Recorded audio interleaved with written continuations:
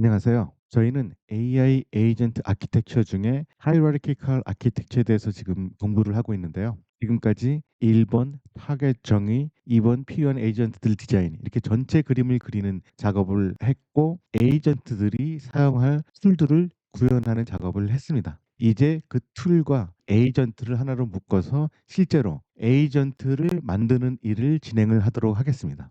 오른쪽에 있는 것이 랭그래프에서 제공하는 Hierarchical Agent Teams에 대한 튜토리얼 페이지인데요. 이 페이지를 저의 콜랩 페이지에 복사를 해서 한글로 번역을 하고 또 코드를 직접 실행시킬 수 있게 만들었습니다. 이 콜랩 페이지에서 진행을 할 건데요. 제가 지난 시간에 에이전트 아키텍처를 만드는 순서는 전체 그림을 그리고 나서 밑에서부터 시작을 한다고 했죠. 지난 시간까지 툴들을 다 완성했으니까 그 툴들과 함께 에이전트를 만드는 일을 시작해야 합니다. 이전에 해야 될 일이 하나가 있는데요. 일단 코딩에서는 반복적인 일들에 대해서는 하나의 펑션을 만들어서 처리를 하는 그런 규칙이 있죠. 여기를 보면 Hierarchical Agent Architecture는 여러 개의 슈퍼바이저 아키텍처를 합친 거라고 했습니다. 이 리서치 팀이 하나의 슈퍼바이저 아키텍처이고요. 도큐멘트 어서링 팀이 하나의 슈퍼바이저 아키텍처이고 이 두 가지를 합쳐서 큰 슈퍼바이저 아키텍처를 만들 겁니다. 이렇게 반복되는 일들을 하나의 함수로 만드는 것이죠. 일단 슈퍼바이저 구조를 만드는 방법들이 있겠죠. 그것을 하나의 함수로 만드는 일을 지금 배울 겁니다. 이 소스 코드에서 이루어지는 일인데요. 일단 워커 에이전트를 만들고 서브 그래프에 대한 슈퍼바이저를 만든다고 했습니다. 이 서브 그래프는 바로 이 리서치 팀과 도큐멘트 어서링 팀을 말하는 거죠. 여기에 대한 이 슈퍼바이저를 만든다는 겁니다. 워커 에이전트는 바로 이 에이전트들을 말하는 거고요. 도구를 포함한 이 워커 에이전트를 만든 다음에 그 슈퍼바이저 에이전트를 만드는데 서브 그래프의 슈퍼바이저 에이전트들은 반복이 되니까 그 과정을 하나의 펑션으로 만들 겁니다. 그럼 이 소스 코드를 보도록 하겠습니다. 깨끗하게 지우고 밑에 코드를 보도록 하겠습니다. 첫 번째로 모듈들을 임포트 하는데요. 첫 번째 임포트할 리스트, 옵셔널, 리터럴들은 함수 매개 변수 및 클래스 정의에서 타입 힌트들을 제공하는 그런 모듈들이고요. 두 번째 베이스 챗 모델은 랭체인의 기본 채팅 모델을 나타내는 겁니다. 이것이 어떻게 사용될지는 그 밑에서 보도록 하고요. 그 다음에 스테이트 그래프, 메시지 스테이트, 스타트, 엔드 이거는 랭그래프에서 사용되는 상태 그래프를 처리할 때 사용되는 거죠. 이 스테이트 그래프는 상태 그래프의 구조를 정의하는 클래스이고요. 메시지 스테이트는 이 그래프에서 사용되는 메시지들을 관리하는 그런 모듈입니다. 그리고 스타트과 엔드는 그 스테이트 그래프의 시작과 끝을 나타내는 거고요. 그 안에 우리들은 노드들을 만들고 엣지들을 만들어서 그 그래프를 구성하면 프로그래밍이 끝나게 되는 거죠. 그 다음에 나오는 휴먼 메시지 그리고 트림 메시지스는 이 메시지 스테이트와 관련이 되어 있는 거죠. 이 사용자와 에이전트 간의 메시지를 나타내는 것이 바로 휴먼 메시지이고요. 트림 메시지스는 아마 메시지의 좌우 공간에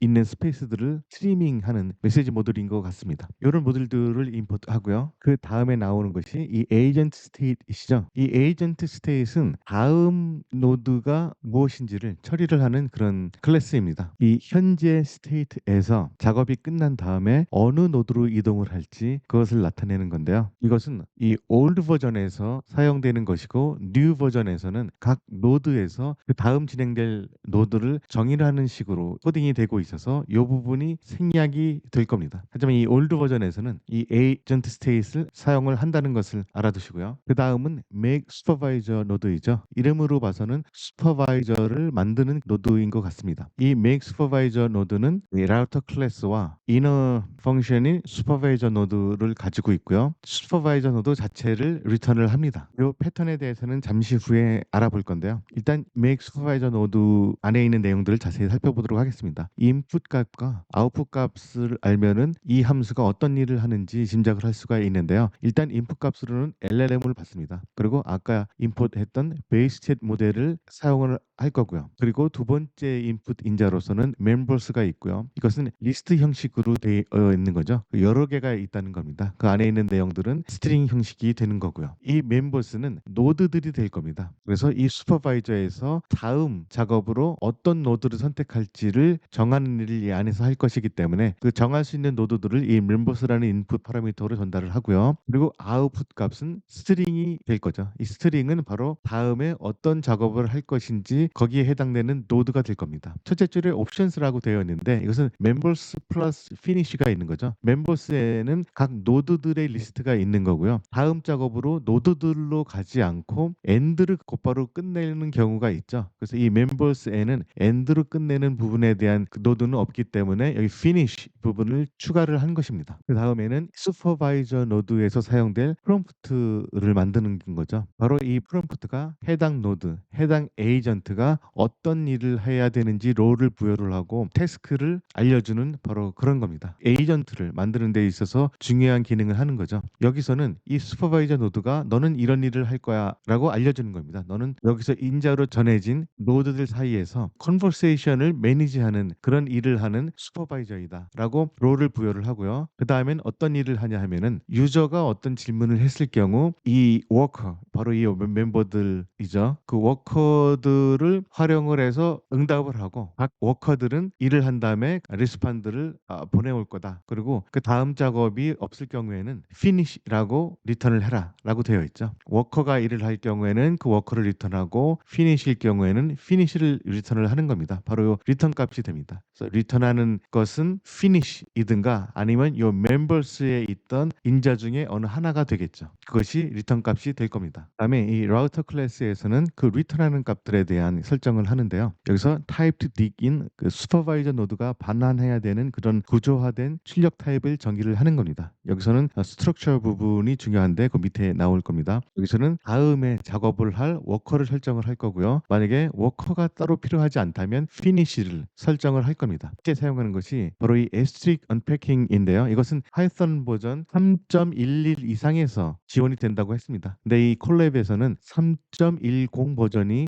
깔려 있기 때문에 이 부분에서 에러가 납니다. 그래서 이 부분을 따로 처리를 해야 되는데요. 이것은 무엇이냐면은 자세한 내용은 이전에 그 비디오에서 설명을 한 바 있습니다. 여기에 대해 자세히 알고 싶으시면 이 비디오를 보시고요. 일단 간단히 정리를 하면은 이 옵션스에 있는 내용들을 일일이 열거를 하지 않고 asterisk options 하면 자동으로 자기가 알아서 처리를 하게 되는 겁니다. 근데 이 부분이 지원이 되지 않으니까 이 부분을 그냥 풀어서 사용하면 됩니다. 이런 식으로 리터를 해서 그 안에 있는 멤버들 내용을 전부 다 풀어서 사용을 하면 되는데요. 바로 전에 슈퍼바이저 아키텍처를 공부를 할 때는 하나의 슈퍼바이저만 있었기 때문에 하나의 멤버스만 있었습니다. 그래서 이런 식으로 풀어서 사용을 했는데요. 지금은 멤버스를 인풋으로 받아서 처리를 하도록 설계가 되어 있기 때문에 이 리서치 팀에서 콜을 할 때 멤버들과 도큐멘트 어서링 팀에서 콜할 때 멤버들 아니면 다른 팀을 더 추가적으로 생성을 할 때 그 팀에서 슈퍼바이저 노드를 만들 때 멤버들이 다 다르게 됩니다. 그래서 이렇게 풀어서 사용을 할 수가 없죠. 그러면은 간단히 그냥 str로만 활용을 하면 됩니다. 이때 이 리터럴을 사용하는 이유는 꼭 이 안에서만 리턴을 해라 라고 정해지는 것이고요. 그 이유는 무엇이냐면 이 안에 있는 내용 이외의 것이 리턴이 되게 되면 에러가 날 수 있기 때문에 그런 것을 방지하기 위해서 옵션들을 정확히 구현을 하는 건데 이것을 알려줄 수 없는 상황이 됐을 경우에는 이런 식으로 그냥 스트링으로 처리를 한다라고 타입 관리를 하면 됩니다. 단지 이 안에 있는 내용 이외의 것들이 전달됐을 경우에는 에러가 날 수는 있겠죠. 그렇게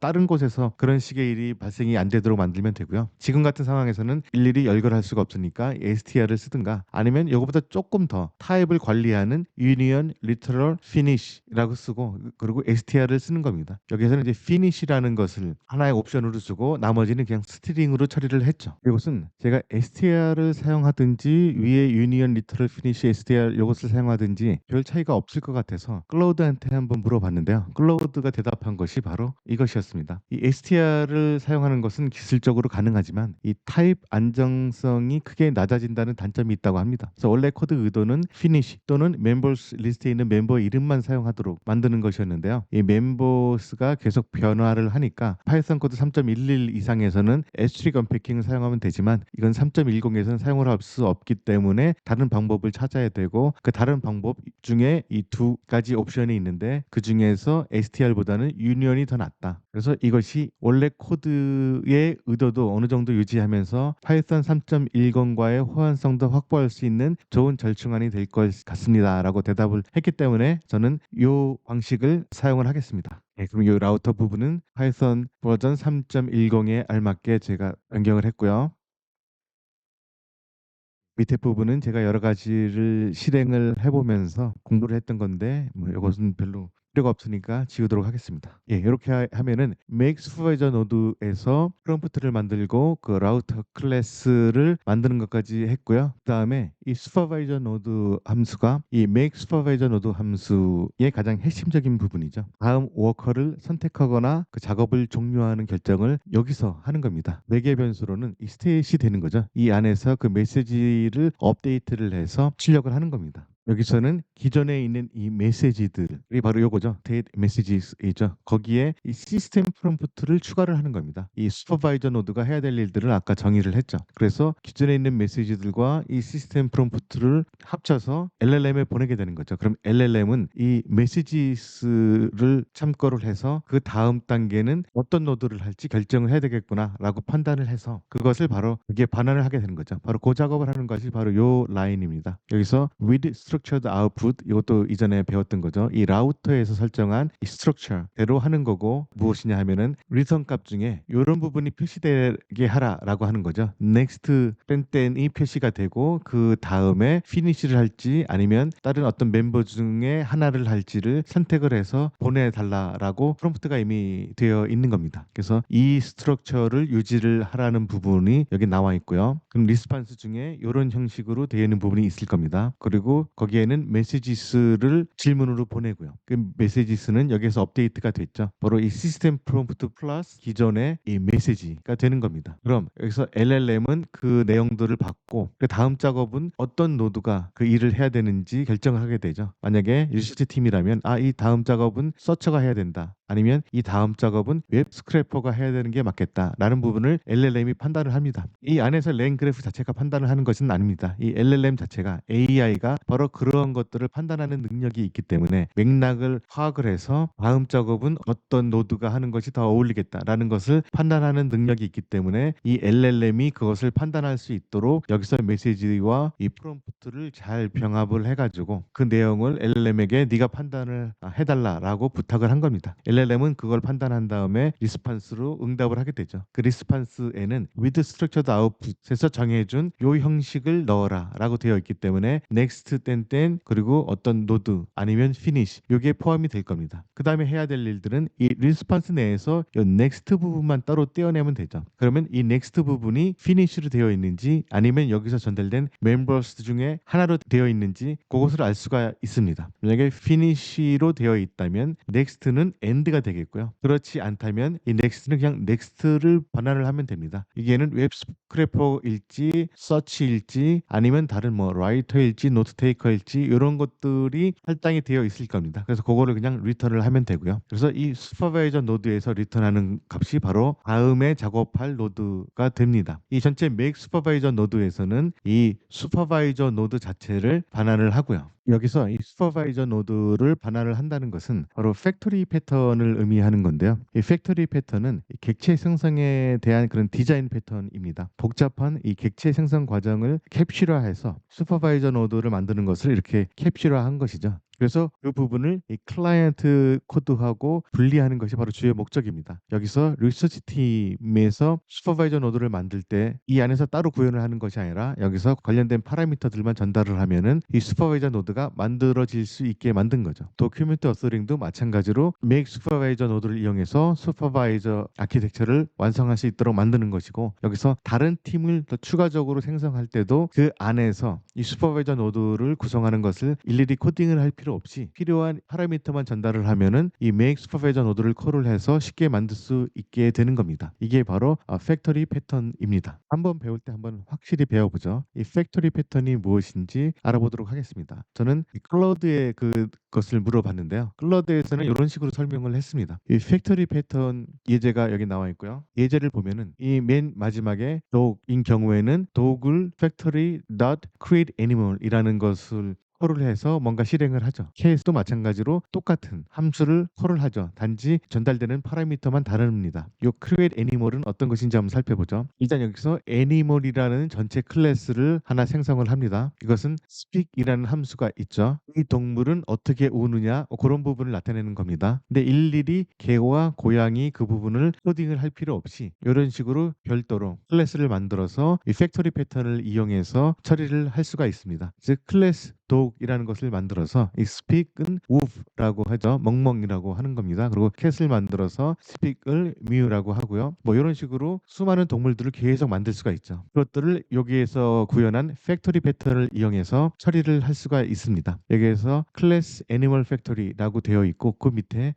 create animal이라는 그런 함수가 있습니다. self가 들어가고요. animal type은 string이 되는 거죠. 여기서는 이 dog이 될지 cat이 될지 뭐 다른 동물이 될 수도 있겠고요. 그리고 그 리턴 값으로는 animal이 리턴이 되는 거죠. 그래서 animal 타입이 이 dog일 경우에는 이 dog을 호출을 하는 겁니다. 그래서 여기서 animal로 리턴이 되는데 여기선 speak이 되는데 그것은 이 dog이다. 그래서 여기서 dog은 이 speak이 woof라고 되어 있다. 그래서 멍멍이 출력이 되는 겁니다. 그래서 여기서는 이 animal factory 클래스에서 이 부분, 이 if문에서 걸려서 멍멍이 이 dog 안에 할당이 될 겁니다. cat도 마찬가지로 진행이 되고요. 이 두 가지 이외의 동물이 나와 있을 경우에는 invalid animal type이라고 되어 있죠. 이 팩토리 패턴의 장점은 다른 동물을 계속 쉽게 추가를 할 수가 있다는 겁니다. 여기에 낙타를 넣을 수도 있고요. 다른 코끼리를 넣을 수도 있고 그 낙타는 어떻게 우는지 코끼리는 어떻게 우는지만 설정을 해주면 되죠. 여기에 if 컨디션만 추가를 하면 됩니다. 그 해당 동물의 울음소리를 이 팩토리 패턴을 이용한 함수를 호출함으로써 구현을 할 수가 있게 되는 겁니다. 이런 식으로 dog.speak, cat.speak 하면은 멍멍, 뭐 야옹 이런 식으로 출력이 되게 되는 거죠. 이 팩토리 패턴의 장점은 캡슐화를 한다는 것이고요. 객체 생성 로직이 한 곳에 집중되어 있어서 유지 보수하기가 쉽습니다. 그리고 객체 생성 방식을 변경해도 클라이언트 코드에서는 따로 수정할 필요가 없고요. 그리고 클라이언트 코드는 구체적인 클래스가 아닌 인터페이스에 의존을 하기 때문에 의존성이 감소를 하고요. 그리고 새로운 타입의 객체를 추가하는 것이 쉽습니다. 그리고 기존 코드를 수정하지 않고 확장을 할 수가 있고요. 우리가 방금 배웠던 make supervisor node 이것도 팩토리 패턴의 한 예시가 될 수 있습니다. 여기에서 make supervisor node가 이 팩토리 함수가 되는 것이고요. 필요한 구성은 LLM과 members를 인자로 받아서 실제로는 supervisor node에서 작업을 수행을 하죠. 그리고 여기서 이 함수를 생성해서 그 함수 자체를 반환을 하고요. 이렇게 하면은 각 supervisor node는 자신만의 고유한 설정인 LLM과 members를 가질 수가 있습니다. 즉 리서치 팀은 리서치 팀만의 LLM과 members를 가질 수 있고요. 도큐멘트 어서링 팀은 도큐멘트 어서링 팀만의 멤버스와 LLM을 가질 수가 있습니다. 그리고 다른 팀들을 더 추가할 때도 쉽게 이 슈퍼바이저 노드를 구현을 할 수가 있죠. 설정 로직과 실행 로직이 깔끔하게 분리가 되어 있고요. 다양한 설정으로 여러 슈퍼바이저 노드를 쉽게 생성할 수 있습니다. 방금 설명한 것들이 여기에 반복돼서 설명되고 있습니다. 그래서 첫 번째 슈퍼바이저를 생성하고 싶으면 make 슈퍼바이저 노드 해서 LLM과 그리고 멤버스만 전달을 하면 됩니다. 그리고 두 번째도 마찬가지로 LLM2와 이 멤버스를 전달을 하면 되고요. 그러면 이것들이 각각 독립적으로 작동을 할 수가 있습니다. 바로 이 부분을 지금부터 배워보도록 하겠습니다. 자, 이제 거의 다 왔습니다. 1번 타겟정의, 2번 필요한 에이전트들 디자인을 통해서 전체적인 그림을 그리고 난 다음에 모든 툴들을 다 구현을 했죠. 그리고 오늘 이 슈퍼바이저 아키텍처를 쉽게 만들 수 있는 로직까지 만들어 놨으니까 다음은 에이전트를 만들고 팀을 구성하고 그 모든 것을 컴포즈 하겠습니다. 다음 시간에는 이 팀을 구성하면서 재미있는 과정을 한번 보게 될 거예요. 그것을 바탕으로 AI가 바꿔놓을 미래의 한 부분도 상상을 해볼 수 있고요. 다음 시간에 그 부분도 같이 얘기를 나누겠습니다. 그럼 많이 기대해 주세요. 감사합니다.